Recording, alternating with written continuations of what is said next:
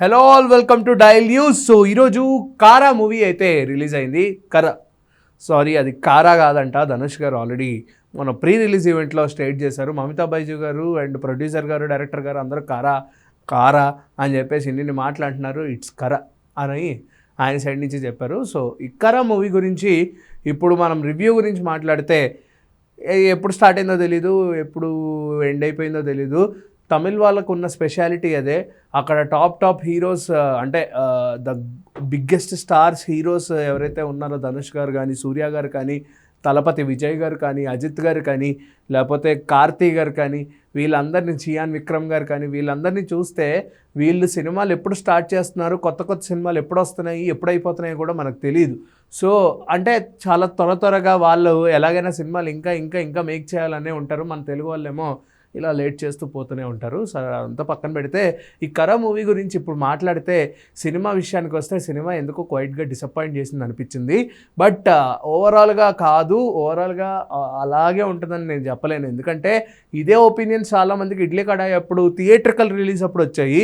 అది ఓటీటీలోకి వచ్చిన తర్వాత హ్యూజ్ సెన్సేషన్ క్రియేట్ చేసింది విత్ ద సాంగ్ ఆఫ్ ఎతన సామి ఏదైతే ఉందో. ఆ సాంగ్ వల్ల ప్రతి ఒక్కళ్ళకి ఆ సినిమా కనెక్ట్ అయిపోయి ఒక ఫాదర్ మదర్ సన్ బాండింగ్, ఆ ఇడ్లీ షాప్ ఏదైతే ఉందో వాళ్ళ నాన్నది తిను హ్యాండ్ ఓవర్ చేసుకోవడం అనే కాన్సెప్ట్ మీద ధనుష్ గారు ఇలా deglamorised village boy kind of రోల్స్లో మనకు చాలా సినిమాల్లో కనిపించారు. సో ఆ సినిమాలన్నీ మనం చూసుకుంటే చాలా సినిమాలు ఉన్నాయి, ఒకటో రెండో అని కాదు. ఈవెన్ చియాన్ విక్రమ్ గారిది వీరాధీర సూరన్ సినిమా కూడా దీనికి క్వైట్ రెప్లికాలాగా కూడా అనిపిస్తుంది. అండ్ ఈ స్టోరీ ప్లాట్ నాన్ స్పాయిలర్గా మనం డిస్కస్ చేయాలంటే ఈ సినిమా కంప్లీట్గా ఒక father and son emotion and bonding గురించి తెలిపేలాగా ఉంది.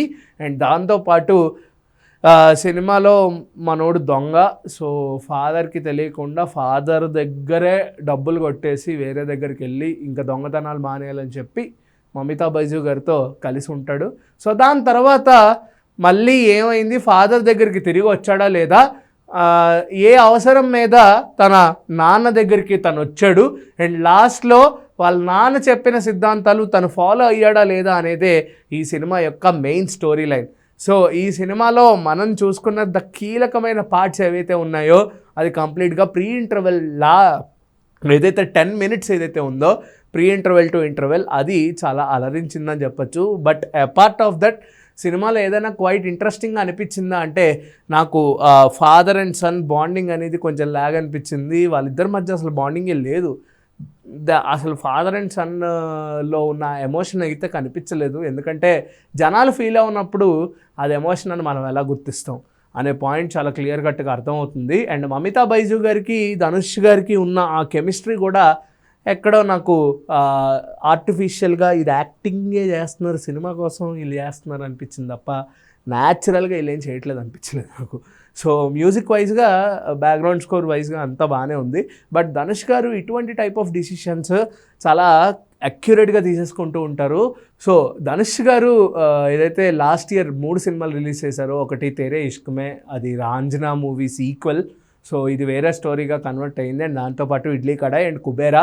సో దీని తర్వాత ధనుష్ గారు ఎటువంటి సినిమాలు తీసుకొస్తారు మన ముందుకి అంటే ఇలా మన ముందుకి కరా అనే మూవీతో మన ముందుకు వచ్చారు. హీ విల్ అంటే ఆయన నమ్మిన కొన్ని పాయింట్స్ ఏవైతే ఉన్నాయో, నేను చాలా డీగ్లామరైజ్డ్గా ఉంటాను, నాకు ఇలాగే ఇష్టం, హీరో అంటే కంప్లీట్గా ఏదో తోపుస్తా అలా ఉండదు, తనకి ఇలాగే ఉంటుంది.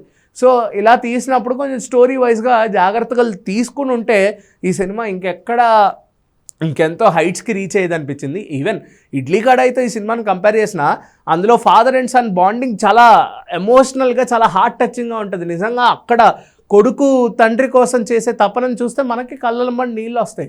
సో ఈ సినిమాలో అట్లా ఒక పాయింట్ కనిపించలేదు మరి, ఎందుకంటే వాళ్ళిద్దరికీ మధ్య ఆ బాండింగ్ అనేది ఎక్కువగా చూపించలేకపోయారు అనిపించింది.